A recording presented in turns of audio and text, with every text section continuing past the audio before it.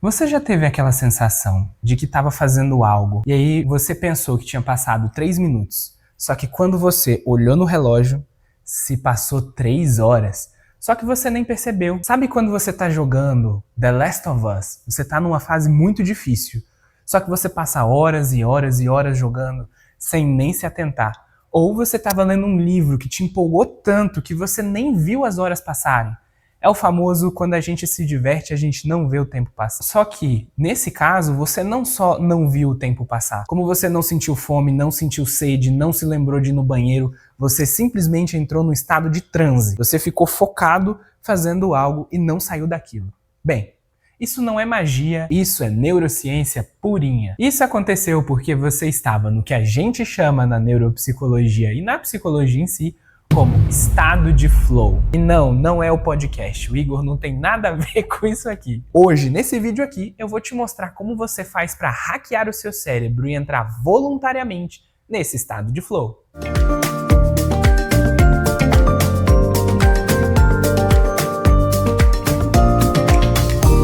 Sejam muito bem-vindos, eu me chamo Ricardo Passos, sou psicólogo pós-graduado em neuropsicologia. Já pega o seu café e vem conversar comigo para você entender como entrar no estado de flow de maneira consciente, porque eu tenho certeza que a maioria das vezes que você entrou nesse estado, você se assustou com você mesmo. Você ficou, meu Deus, como é que eu não senti fome, sede? Como é que eu não me lembrei de ir no banheiro? Por que isso me atraiu tanto? E aí eu vou trazer isso à sua consciência, para que você possa usar desses conceitos para quando você quiser, para produzir, para ler ou para fazer qualquer coisa que você sentir vontade. Vamos direto ao que interessa. O que é estado de flow? Bem, flow é uma palavra que significa fluxo do inglês. E ela foi a primeira vez descrita por um psicólogo chamado Mirai Csikszentmihalyi. Vou deixar o Google pronunciar aí, porque olha, é quase impronunciável esse nome. Mihaly Csikszentmihalyi. De forma bem simples, o que é estado de flow? Estado de flow é quando uma pessoa fica 100% imersa naquilo que ela está fazendo, focada, sem que o mundo externo e nem mesmo o mundo interno atrapalhe ela. Ou seja, nem alguém conversando, nem a vontade de ir no banheiro, nem o carro da pamonha passando na sua rua, nem a vontade de beber água te tiram daquilo, te desfocam. Ou seja, você está no foco travado, fazendo algo sem parar. Mas o que acontece nesse cérebro? Como é que ela consegue ficar nisso? É como se fosse um estado de transe? Bem, na neuropsicologia nós vamos chamar isso de hipofrontalidade transitória. É nomezinho difícil, mas não se preocupa, eu vou te explicar e ele faz algo bem interessante. Por quê? Aqui atrás da nossa testa tem o córtex pré-frontal. Ele é responsável pela autocrítica, ele é responsável pelo freio, ele é responsável pela noção de tempo, entre outras muitas coisas que eu não vou ficar falando aqui. E aí, o que é hipo? Hipo é funcionar menos. Então a hipofrontalidade significa que esse córtex pré-frontal está funcionando menos. É como se eu abaixasse o volume dele no seu cérebro. E a transitória porque, graças a Deus, ela passa. Porque se não passasse, a gente ia ficar uma pessoa 100% sem autocrítica, 100% sem noção de tempo. Enfim, isso não é bom pra gente. No mundo real, o que isso significa? Significa que durante aquela atividade que você vai estar fazendo, você não vai se criticar, não vai ter noção de tempo e vai ficar sem esses freios que quando a gente está fazendo uma atividade é muito bom, porque você não vai ficar pensando eu não sou capaz de fazer isso, isso não é pra mim. Você não vai ficar falando, meu Deus, eu estou há 3h30 sentado sem me levantar, ou nossa, como o tempo passa, que coisa chata, que tedioso. Ou seja, tudo isso vai estar abafado. É como se você pegasse um botão de mudo e apertasse lá. Muito show! Agora você já sabe o que é o estado de flow em si. Você já deve ter pensado em alguma situação em que você entrou nisso, mas eu tenho certeza que não foi voluntário. Você não pensou, ok, quero entrar no estado de flow. Simplesmente aconteceu. Quando você percebeu, se passou horas e você ficou, meu Deus, que loucura foi essa que aconteceu comigo? Mas e se eu te dissesse que tem como você entrar nesse estado de flow querendo entrar, ou seja, racionalmente falando? Então, eu vou te passar aqui um passo a passo para isso. A primeira parte é necessário que você tenha uma meta muito clara. Nosso cérebro não lida muito bem com ambiguidade. Então se você falar assim, vou estudar inglês, concorda comigo que quando eu falo vou estudar inglês, não fica muito claro o que você vai estudar no inglês, porque o inglês, assim, ele tem muita coisa para ser estudada, né? Então não sei se você vai estudar um present simple, um present perfect, se você vai estudar palavras específicas, se você vai estudar como viajar, se você vai estudar palavras para negócios. Então veja que a gente tem um trilhão de possibilidades. E se você não se planeja antes de você sentar para estudar, o que vai acontecer? Você vai perder tempo e energia planejando. Porque o seu cérebro fica, tá, vou estudar inglês o quê? E aí você vai ficar horas olhando para a tela do computador assim, tá, o que eu vou estudar, onde que eu vou, o que vai ser. Perdeu tempo. Então, primeiro, defina uma meta muito clara para você alcançar. Então você vai sentar e falar, hoje eu vou estudar 15 verbos irregulares do inglês. Veja a diferença. Vou estudar inglês, vou estudar 15 verbos irregulares do inglês. Então eu falei pro meu cérebro, ó, esse aqui é onde eu quero chegar. É aqui o nosso objetivo. Então, primeiro de tudo, é saber aonde você quer chegar. Afinal de contas, quem não sabe onde quer chegar, qualquer caminho que surgir serve. E não é isso que a gente quer. Um segundo ponto para te deixar no estado de flow é o feedback imediato. Vamos voltar ao exemplo dos jogos. Quando você está jogando qualquer coisa que seja, se você passa de fase, aparece uma música ou alguma mensagem na sua tela que a missão foi concluída. E se você perde a fase, também, no mesmo momento em que você perder, vai aparecer na sua tela, você perdeu, tente novamente. E não pense você que os jogos colocam isso por qualquer coisa. Ah, tá lá porque sim. Não, tem um motivo psicológico disso existir, porque isso mantém a pessoa presa no estado de flow.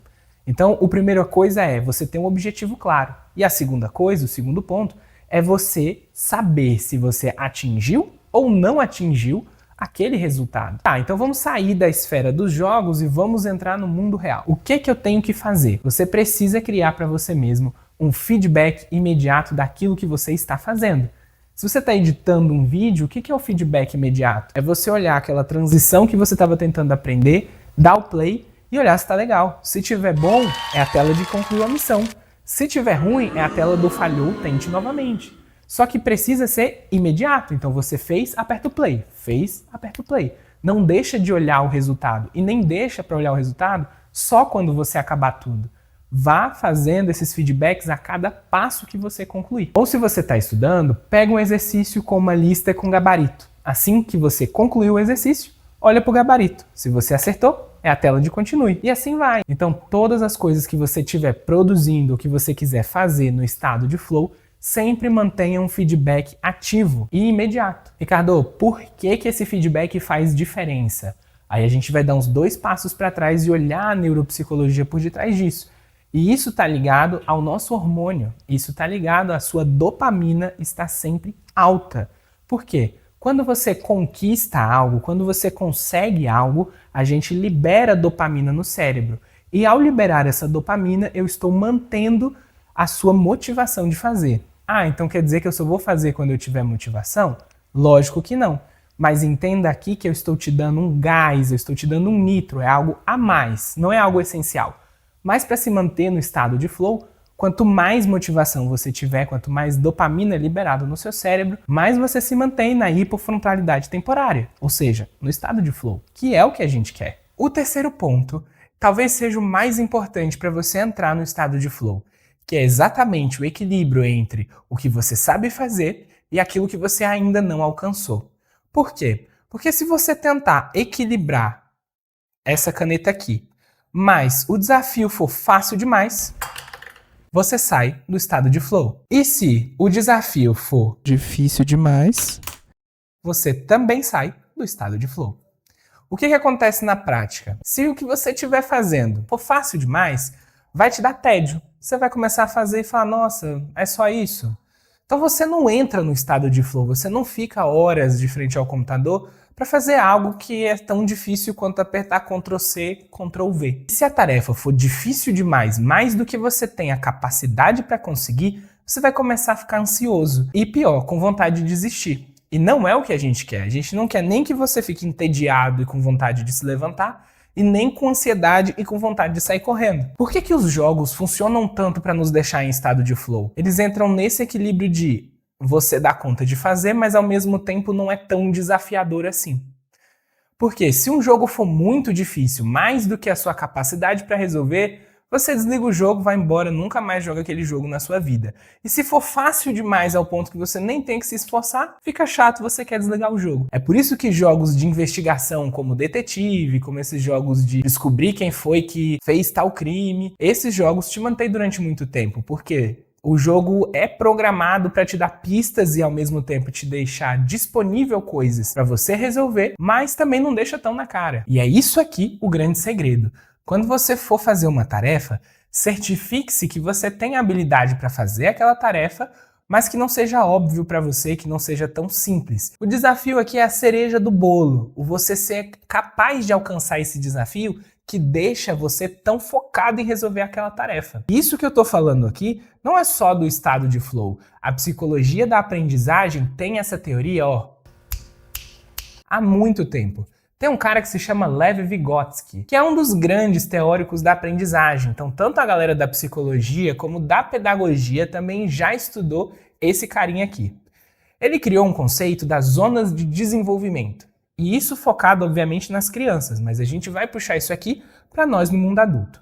Para ele, as crianças, quando conseguem alcançar algo, elas estão na zona de desenvolvimento real, ou seja, aquilo que elas já são capazes de fazer. E lá do outro lado, a gente tem a zona de desenvolvimento potencial, que é o que ele tem potencial para alcançar. A distância entre a zona real e a potencial é o que a gente chama de zona de desenvolvimento proximal. E para que a criança consiga alcançar aquilo que ela tem potencial, os adultos ajudam num pedaço. Assim que a criança tem a habilidade de chegar aqui, é retirada a ajuda desse adulto. Ou seja, para a criança se manter no estado de flow infantil, o desafio precisa ser grande o suficiente para ela, mas não fácil demais porque justamente recai no tédio, ou se for difícil demais, ela vai começar a desacreditar das suas próprias capacidades. E o mesmo se aplica aqui para nós adultos, só que muda de nome, né? A gente não vai mais chamar isso aí da teoria das zonas, a gente vai chamar isso de estado de flow. Em resumo, o que eu preciso para que o estado de flow funcione?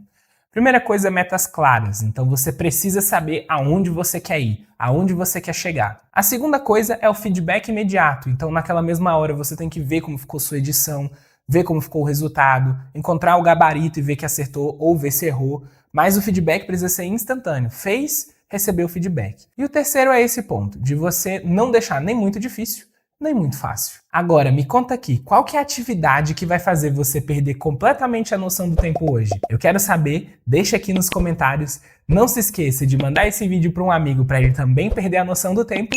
Curta esse vídeo, assim o YouTube entende que essa nossa conversa é interessante e eu encontro vocês no próximo vídeo. Eita, já viu que horas são?